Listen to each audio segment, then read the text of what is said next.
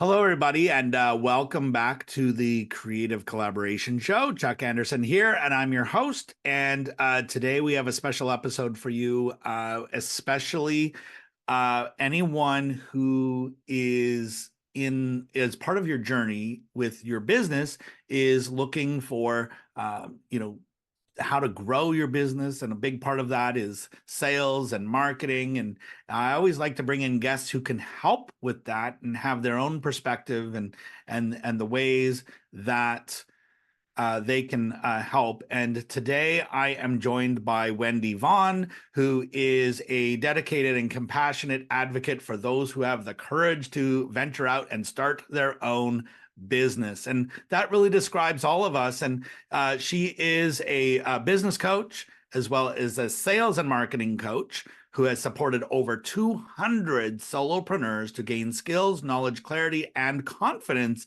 around the fine art of building a passion-driven business. And Wendy, I mentioned at the beginning of this, I love that phrase, passion-driven business. I think that really describes who I love to work with and who we tend to attract. So thank you for that, and welcome to the show. Yeah, thank you so much, Chuck. I'm super excited to be here and contribute to your audience and just bring some value. I love the work that you do as well. So thank you so much. Fantastic. Well, and I love, we're kind of getting to know each other more, and the more that we do, we realize that we serve a lot of the same types of businesses, but in very complementary ways. And that's something that I always encourage our listeners to view others in their industry, as someone who you could collaborate with, someone you could get to know about. And at that surface level, we go, oh, you're a business consultant, I'm a business consultant, so therefore we're the same. Not a chance. Not a chance are we the same. But You can kind of look and see complementary, that. yeah, complimentary, yes. And I love that attitude. And that's something where you and I clicked instantly. Yeah. And so it's really cool to get to know more about you. And well, speaking about that, let's have you tell a little bit more of your story and your background to our audience so that they can get to know you as well. Absolutely. Yeah, I always love sharing my story because it's the typical kind of, struggling and hanging on by the bootstraps, and pulling yourself up, and there's the eureka and all this. But in my version, so I started out with a dream of being a professional symphony player. Wow. Music was my deal from early on. Fourth grade, I knew when I played that, I think it was Reveille or something at summer camp. This is my jam. So I started on that career path at an early age and got my master's degree in trumpet performance and went out to secure my wonderful position in a symphony orchestra and realized that I knew nothing about winning auditions. Hmm. Really important part, right, of launching that career. So it wasn't too much longer that I realized, you know what, this is not going to be an easy fix because I actually didn't know there was such a thing as like belief shifting or empowerment coaches or peak performance coaches, those kinds of things. So I had no idea. Nobody around me had any, offered any support. So it became just kind of, all right, exit strategy, plan B. And I love music. So I started my own business, a music booking agency providing music for weddings.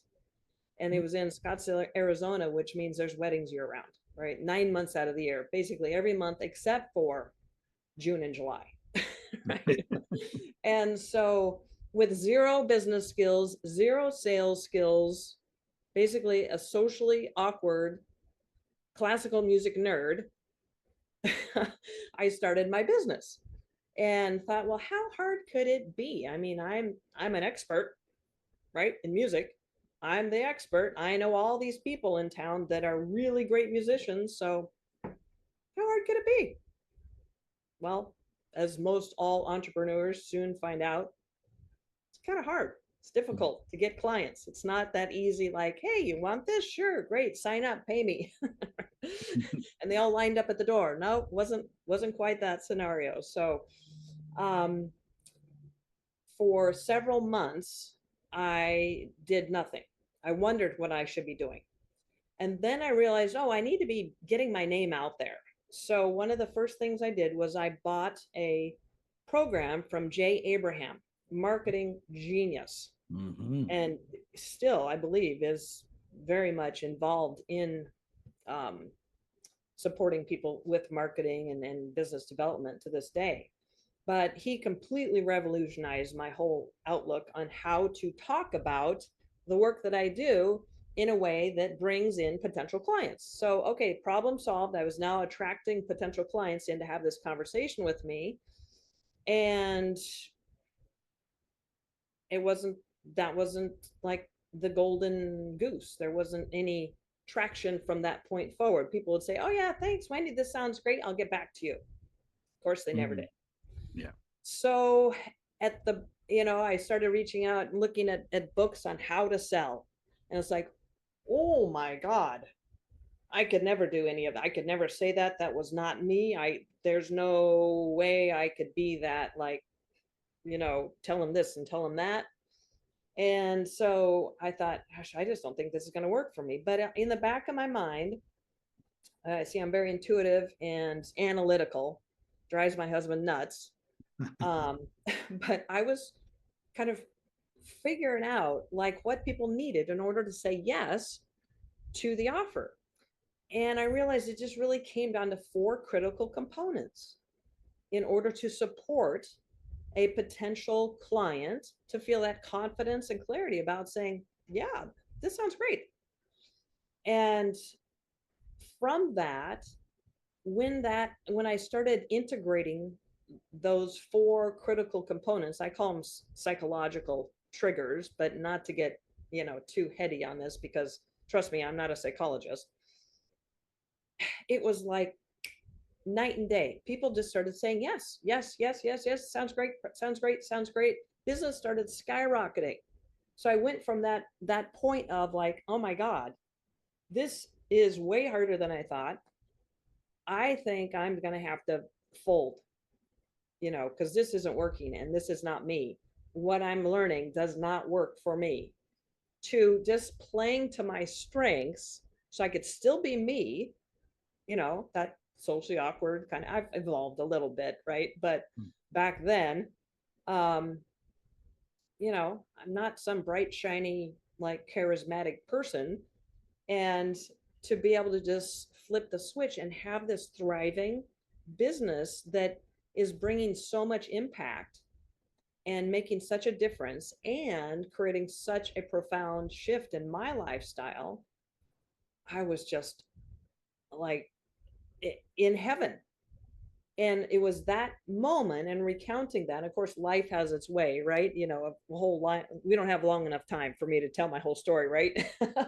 So fast forward to then a phase of my life where I was sitting in a corporate role in sales, um, building somebody else's dream, somebody else's castle.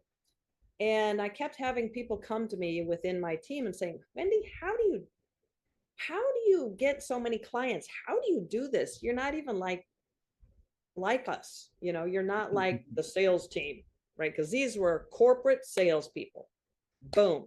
And I would just always in the meetings, I'd be, you guys do you, I'll do me. And I was the top revenue generator within that corporation for 5 years straight. And I just kept supporting others and everything with the same four-part formula, and applied it at a different way. And I'm going to share you what those four key components are. Um, and things just started waking up in my mind. It's like, you know what? I would love to actually get back into my own business, running my own business.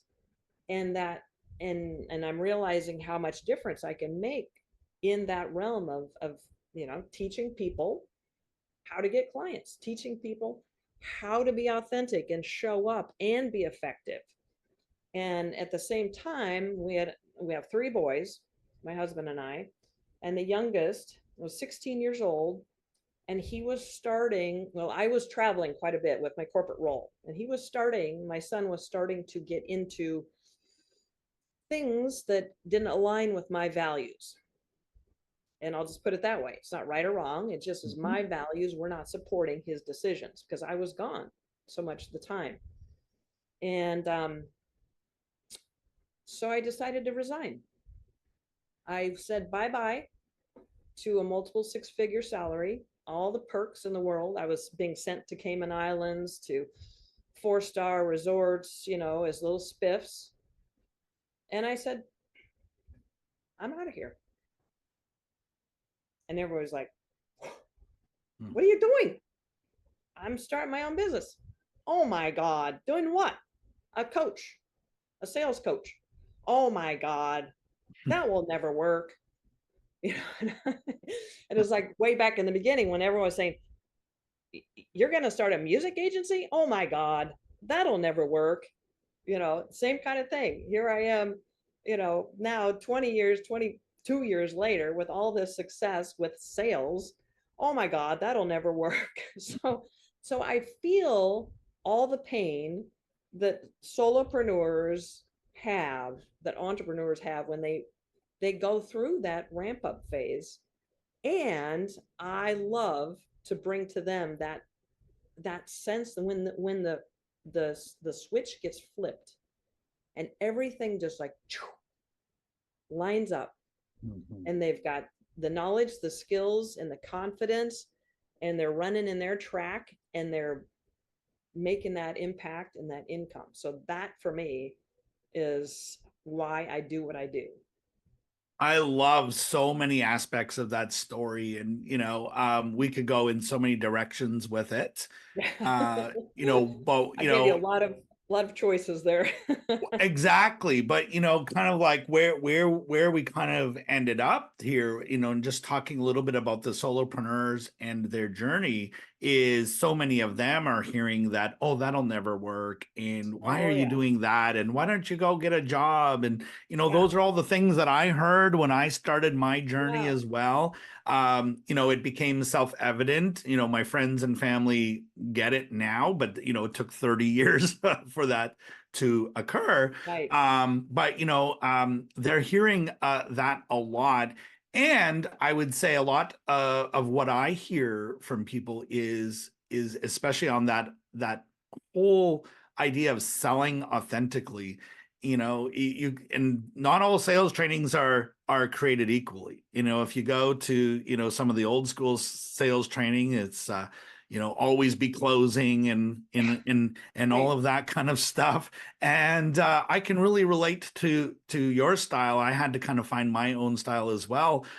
What are some of the things you're hearing from some of the solopreneurs that you're working with in terms of what are they saying about sales? What do they believe about sales? What are they either rejecting or feeling or believing, or like where are they now, like Yeah. before you work with them, and then we'll kind of get to your advice for them, which is you have the four parts there. So Right. Right. Right. Yeah. No, for most heart-centered solopreneurs, that are really they're passion driven, right? They're not financially driven. They're not entering into this with, all right, how much can I charge? What's the net worth? What's the profit? They're not that type. There's nothing wrong with that type, right?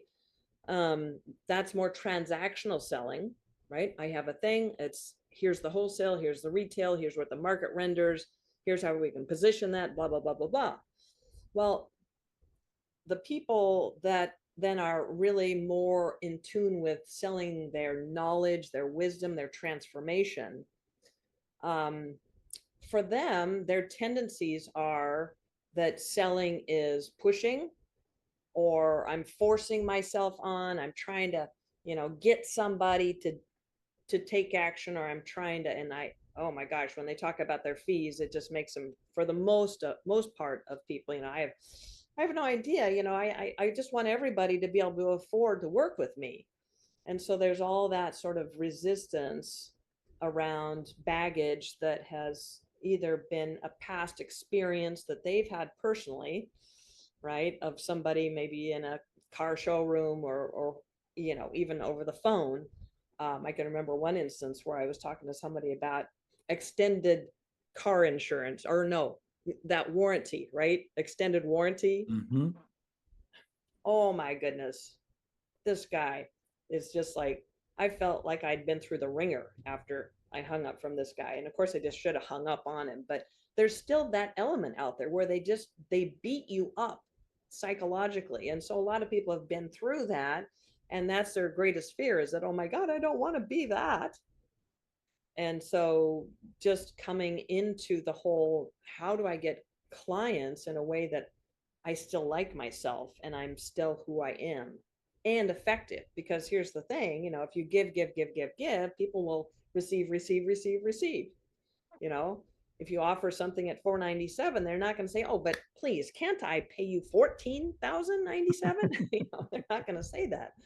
And so it has to be an inner game, and that's where really reaching out and having the capacity to know that, hey, I need an outside expert to help with my inner work so that I can first off own my value and then learn how to effectively talk with potential clients in a way that empowers me and supports them. Hmm. I think that's the really great news for our audience, and possibly music to their ears. Not, no pun intended, but since your musical background, but that you don't have to be that person. You don't have to be that we've all experienced that salesperson that is like, ooh, yeah, I don't I have gone through that kind of training. Sadly did go down that path for a while, was good at it and hated every single moment of it. Yeah, Like, it just made me feel sick.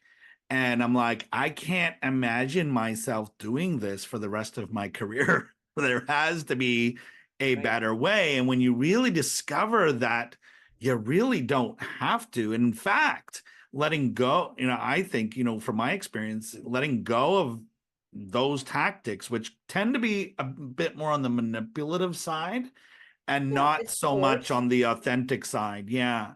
Yeah, That my sales actually increased when I let go of that and I started doing it this other way. And you didn't have to, in fact, selling without even feeling like you're selling. And so at least that's how it felt for me. So, yeah, um, yeah, yeah. definitely. It's a huge shift when you do kind of make that connection.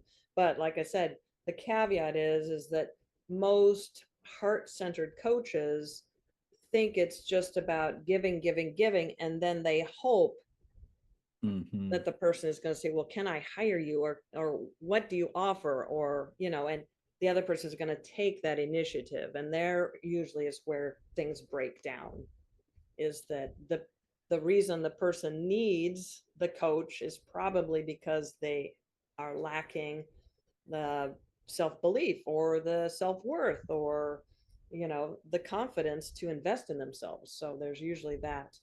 um, and I always link it to take off the sales hat and put on your coach's hat. If this person was already a coach, already your client, how would you be empowering them to do something that's outside of their comfort zone? How would you be empowering them? And so when we shift the mindset around that, that becomes the catalyst to then rethinking the whole quote unquote marketing and sales Mhm. approach. So let's talk a little bit about what are some of the steps, or like you've got your I think your four parts to that you mentioned, and so now that someone, for those who are listening in going, okay, I get it, yes, I'm one of those people, what do I do, what do I do next, how do I approach this differently? Yeah, absolutely. I'm super excited to share this. So this again was what I discovered way back in the beginning, when things were becoming this kind of quicksand feeling. But I'm very intuitive and an empath, and so I'm able to connect with people's kind of emotions and where they are in terms of their emotional journey. And so what I discovered is that it's more of it's a framework. All right. I'm not into scripts per se, or, tell them this and tell them that. It's a framework that it supports potential clients to really understand the value, as well as that this is the best next step for them. And so it boils down to four different ingredients. One is to intentionally, in your marketing and or sales, I call it every client or potential client touch point, build that personal connection. In the old school sales book, that's called know, like, and trust. But Mhm. it's really deeper than that. It's not to know it's a personal connection, especially in this day of digital, social media, AI, where I can get a script generated from AI just like that. I can create a sales page just like that. I can, create a course just like that. But all of that is lacking that personal connection. So anyway, that's one psychological state that needs to be activated. And of course, there are lots of different techniques for doing that. The second psychological state is trust. Now, interestingly, it's trust both sides. It's trust in the expert, in the coach or business owner or solopreneur, and it's also trust in the potential client to make the decision. That's a little bit of expert for experts, extra for experts, I should say, in that move, because it's not mostly like, huh? How do I activate trust within them? That's why I said right at the beginning of this, you put on your coaching hat. It's not complicated at all. Most of these things come down to some pretty easy things to create these to activate these states. So there's personal connection, trust, both in you, the expert, and within the potential client. The third is belief, and this is, activating belief is, I would say, one of the bigger components if we were to put them all on a scale here. Um, it's belief that, first off, the solopreneur can deliver what they're saying they can, you know, obviously, that they can deliver that outcome, or that they have, the abilities, the skills, all that. So there are certain things that obviously your credibility and certification and track record and years in business, all those kinds of things add up to that. Um, but it's also belief through your potential client's mind that they can achieve the outcome. So again, this is a little bit more nuanced, right? So it goes beyond just touting all you know, the certifications and years of experience, but it's, how do you transfer that belief? Again, put on your coach's hat and you'll figure that out. But there are some very easy ways to do that. And the fourth, of course, is desire, which most people think, well, sales, right? They got to want it. If you're going to sell something, they have to want it. Yes, that's true. But the thing that is really important to know is that, and this is where people kind of flounder back and forth between force and more allowing or inviting in this desire mode. Because when you start projecting on somebody that they're going to love something, or that this is amazing, or that you are going to, well, then that's force. That's like forcing my opinion on you. Instead, desire is authentically built when you position what it is you're offering in a way that it includes words and the experience that are already going on in your potential client's mind.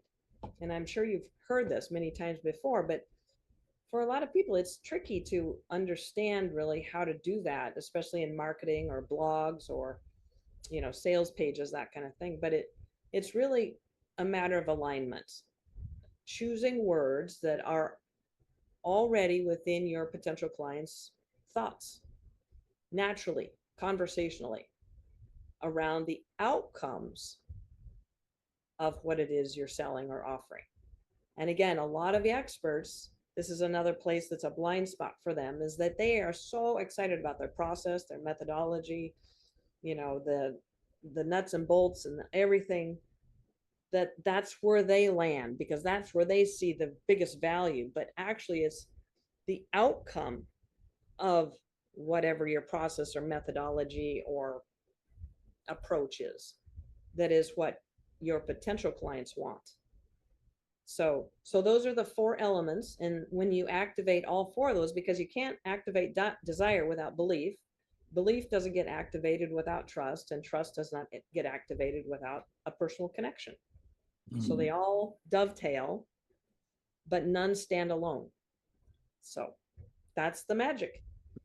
It is magic. And it Yep. was so cool to hear you describe those, and just tells me just how on the same page you and I are, because especially that part about vocabulary. And one of the things that I think a lot of coaches, just to echo something that you said here, I see a lot of coaches uh, selling with the name of their program or the name of their process.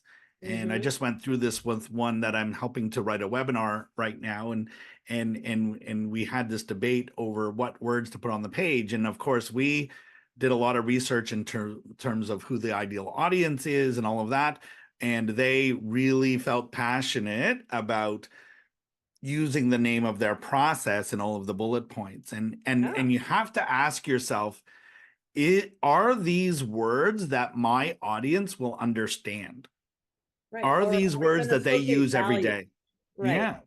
To even value, And even that. value. Yes, Yeah. exactly. And we do ourselves such a disservice sometimes by trying to describe what we do Yeah. versus describing what our ideal client wants Right. and values, Mm-hmm. and position ourselves as someone who can help them to do more of that, and whatever. Right. And it's not about buying my program, it's about me helping you get what you want. Exactly. Exactly. Well said. Well said. Yeah. I love it.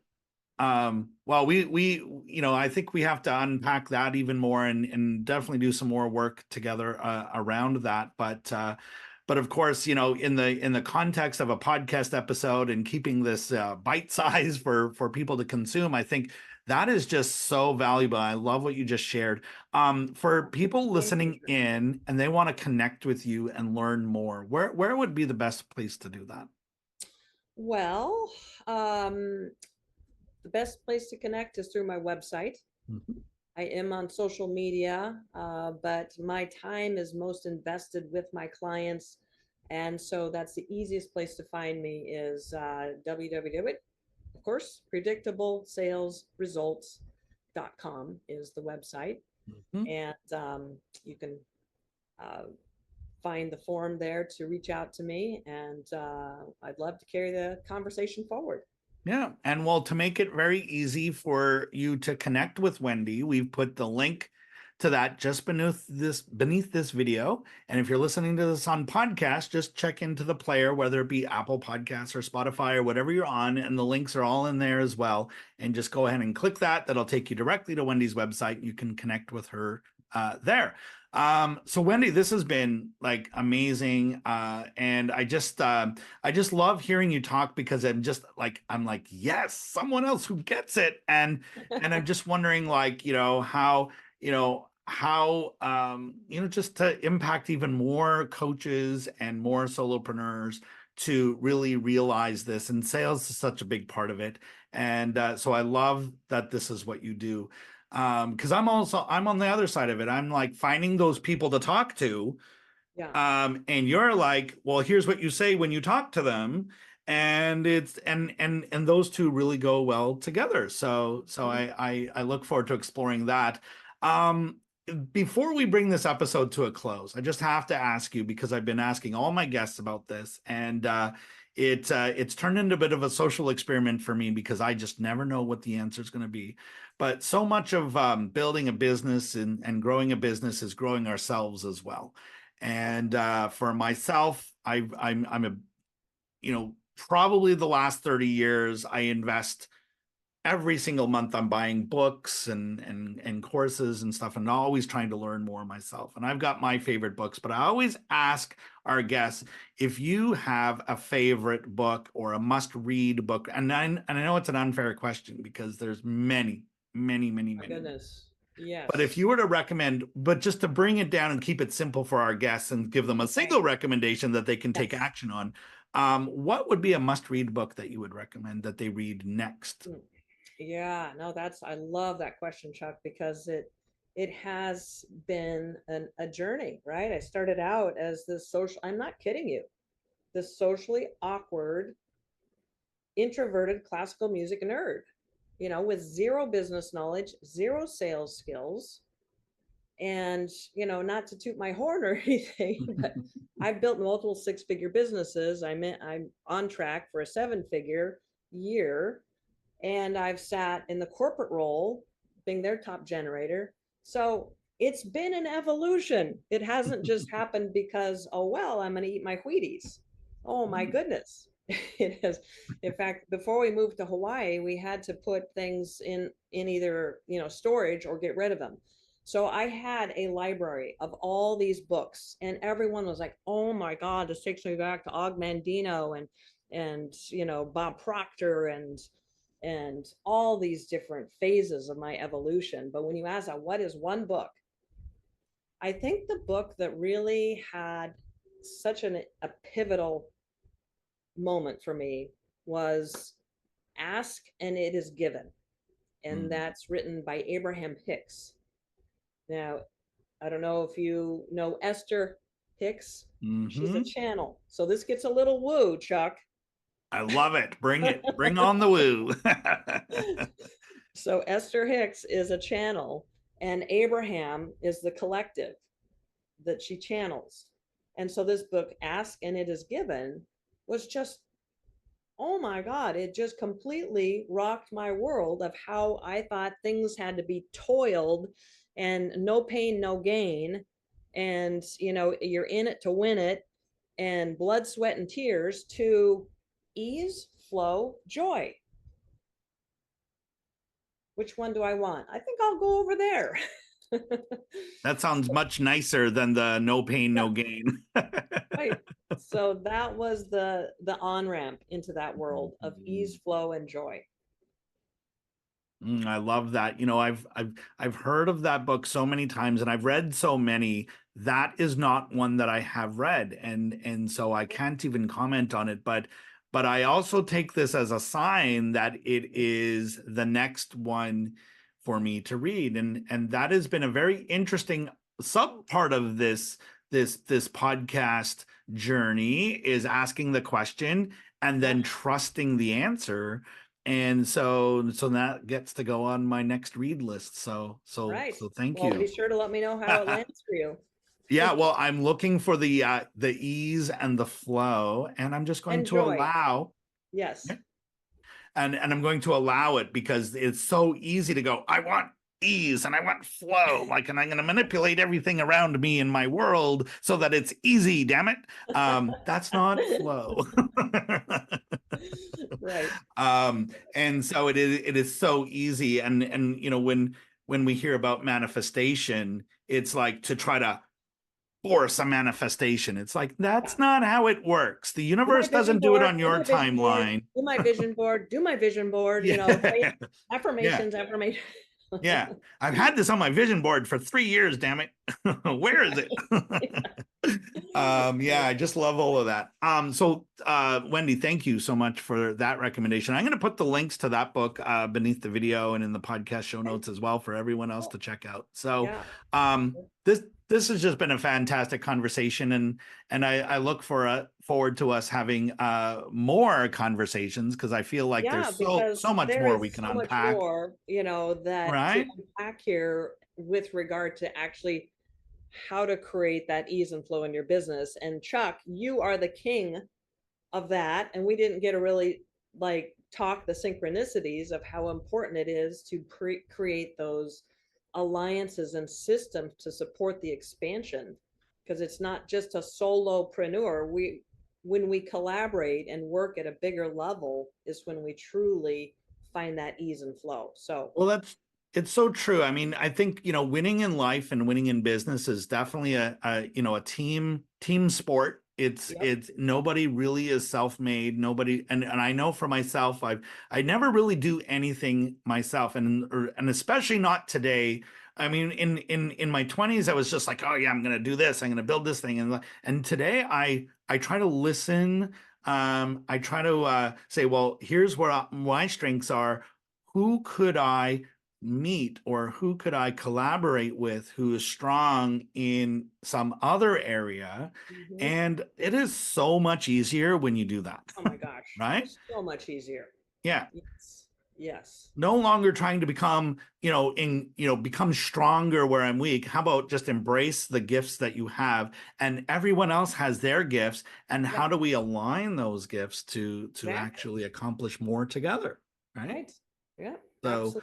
Amen to that. That yeah. is well And I said. think that's where, you and I really connected. And I think we, we'll definitely have more conversations All right. about that. So Sounds thank wonderful. you so much, Wendy. Thank you to our audience as well. And I want this to mean something for you. So I want you to take something that you heard Wendy and I talk about today, and I want you to take action today. Take a step towards whatever it is that you want, and always, always, always keep moving forward. So again, thank you, Wendy. Thank you to our audience. This has been the collaboration show with Chuck Anderson, and I will see you on the next one. Thank you, everyone.